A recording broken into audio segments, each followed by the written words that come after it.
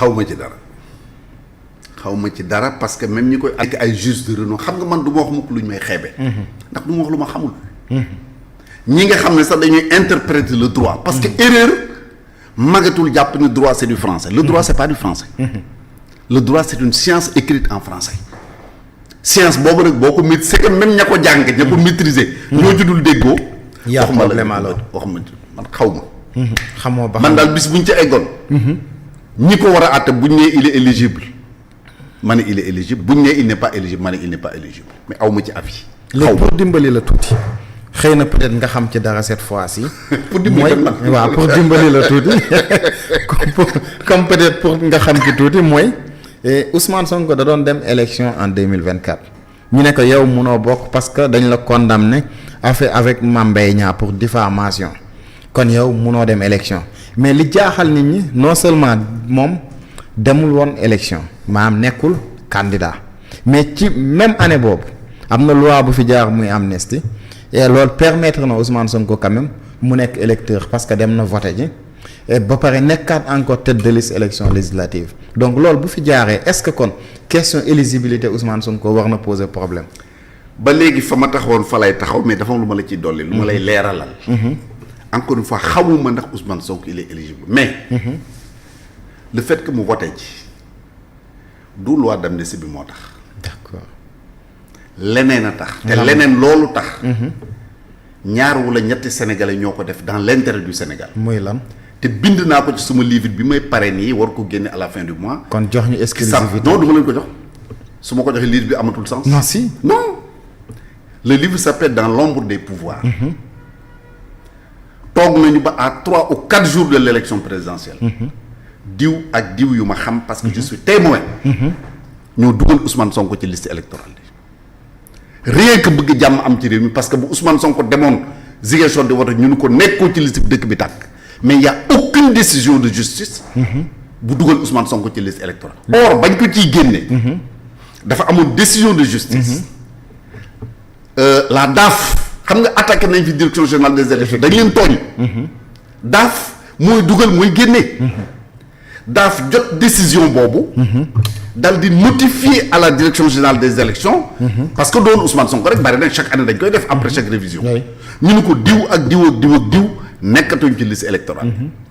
noonu lañ ko génnee donc du décision de justice du amnistie moo ko dugalaat ci liste électorale. on aura l'occasion d'en parler parce que je l'ai dit c'est dans mon livre. mais bëgg nañ xam vraiment ñan la. en réalité. ak ñu nekk ci livre je te donne rendez-vous à mon livre à l'occasion de la cérémonie de présentation du livre. C'est quand?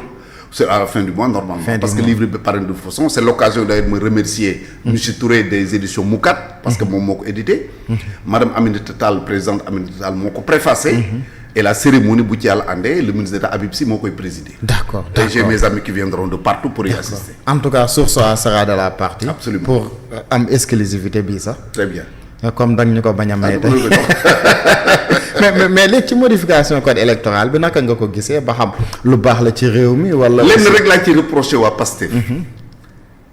defe naa sama doom ay dafee parce que Baye Balla Moussa dafee suñu grand la. on a fait beaucoup de choses am bon donc Sénégal mooy loolu. koo fi gis muy dem rek boo ko xamee boo ko xamul am na lu ngeen seq. am na lu ngeen bokk.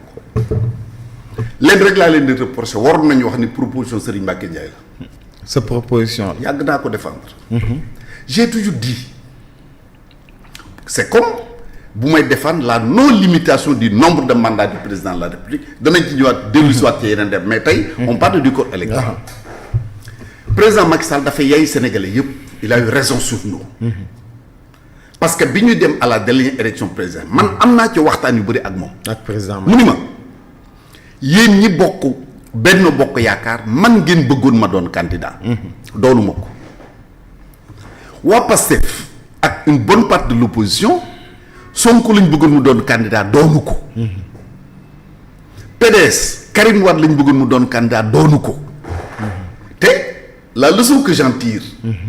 mooy bu ñu doon seet candidat yi fi ëppoon doole. booy jël 5.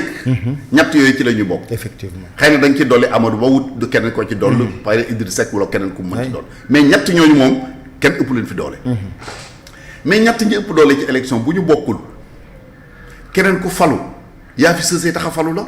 mais c'est pas que tu es le meilleur c'est un président par défaut ñooñu bu ñu bokkoon a élection ñu dem élection Karim Wade gagné Sonko gagné ou Macky Sall gagné Amadou Ba gagné Idrissa Seck gagné kon réew mi day am stabilité parce que danañu xam ne ki war a falu moo falu mais c'est pas le cas ñooñu bokkuñu te code mooy lan muy constitution muy code électoral muy code pénal muy code du travail muy lu mu ci mënti doon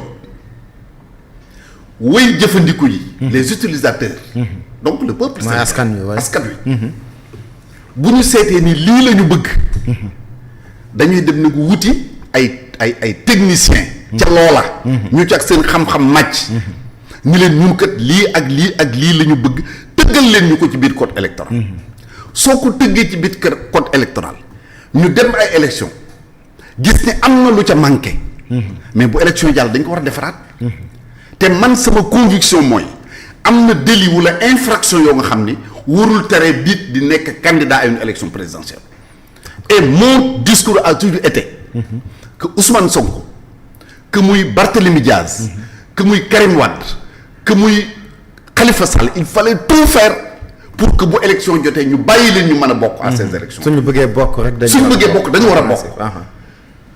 Imaginez ku def accident de circulation par exemple rey nit. Je donne un exemple. auto condamné à 6 mois de prison. Ça arrive. Ça arrive nga def beneen délit bu mu mënti doon man dama ne drogue détournement de deniers publics crime yu mel noonu war na mën a tax ñu ni kii du bokk élection. D'accord. mais yeneen yi ci des yëpp boo ko méngalee ak charge yu président de la république méngale ko ak nit ñi am yaakaar ci yow. parce que xam nga yaakaar fu muy juddoo. déjà ci parrainage bi nit ki boo demee ba mën a am parrainage rek. ça veut dire que am na ay junni ñu am yaakaar ci yow. léegi la ca des mooy nañ ko bàyyi ak askan wi ni diw mii duñ ko fal ndax du wax ko du dëgg diw mii duñ ko fal parce que def na fi nangam ak nangam. waaw prenons l'exemple des Français je termine par là. Dominique Strauss-Kahn.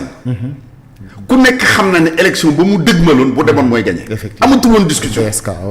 dem na États-Unis benn jigéen benn xalelu guinéen jiiñ ko fa viol qui n'est même pas prouvé mu bàyyi loolu c'est au plan moral mais c'est pas au niveau du droit donc encore une fois proposition de loi boobu ou projet de loi proposition de loi boobu député yi di def man de su ma mënoon pour une fois doon député dem assemblée va rek daa ko def permettre à tout le monde on va me dire dañ ko def pour Ousmane Sonko oui pourquoi pas tu as une majorité ça te permet de gouverner te nag moo tax ñoom tamit bu ñu wax ay waxu système dañu war a bàyyi waxu système bi Idriss Seck ba mu amee problème ak Abdoulaye Wade lu mu def dañ ko yóbbu assemblée. parce que Abdoulaye Wade amoon na majorité à l'assemblée. ñu voté une loi d'accusation wàcce ko summi ko tëj ko. Macky Sall bi mu réeroog Abdoulaye Wade dañu dellu assemblée wàcce ko heureusement moom mu am matu ni jël leen seen yëf. maa ngi des ak yàlla. donc nit ñi nañu jël li ñu moom.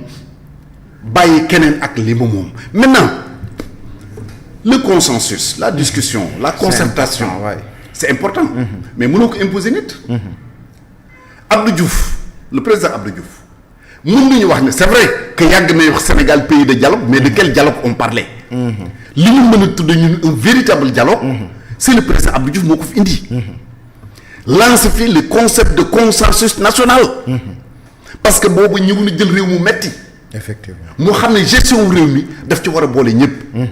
mu woote fii ci SUTSES. tous les syndicats d'enseignants le SUDES tout puissant syndicat. ak tous les autres syndicats ñëw fii au SUTSES ñu def les états généraux de l'éducation et de la formation. Abdou Diouf jóge fii ni ouverture démocratique intégrale jàkka jànge ku mën noddal supprimer les visas de sortie. parce que nit ñu bëri dañuy fàtte ni bu njëkk soo bëggee tukki da ngay am. autorisation de sortie du territoire sénégalais soo ko dem visa de sortie ci réew ma ngay jëm. mu daal di instaurer nag benn mode de gouvernance ci la indi le code électoral consensuel. ñu waxtaane ko mais loolu c'est Abdou Diouf ak son tempérament son style de gouvernement. mais ki sénégalais yi fal mooy rendre compte ëllëg. bu fekkee ni dafa choisir ni man bala may jël décision damay def concertation avec tout le monde. c'est son choix. c'est sa responsabilité su fekkee ne dafa ni man j'ai un parti majoritaire je travaille avec ma majorité également c'est son choix c'est sa responsabilité. On ne peut pas le lui reprocher. D'accord. Donc nañu bàyyi ku nekk ak sa cër. fauteuil bii yow tey da nga nekk fii di poser question man may tontu. yaay patron émission bi. mënuma def sama rôle defaale sa rôle yow. mënoo def sa rôle defaale sama nañ bàyyi ku nekk ak rôle am. donc moi je suis d'accord à 1000% pour qu'on modifie le code électoral. Permettre à tous ceux qui sont dans ce cas. ñaari yëf moo mën a tax nit benn yëf moo mën a tax nit bañ a bokk. élection benn nit mooy lenn a tax nit di falu. ñu dem parrainage ñu kale la. waay peuple bi moo ne bokkatoo. ñu dem élection ñu gagné la peuple bi moo ne doo falu tout le reste c'est le peuple qui est souverain. d'accord en tout cas position bi leer na mais est-ce que aussi war nañu aussi jox une autorisation boo xamante ne mën nañu jural ëllëg.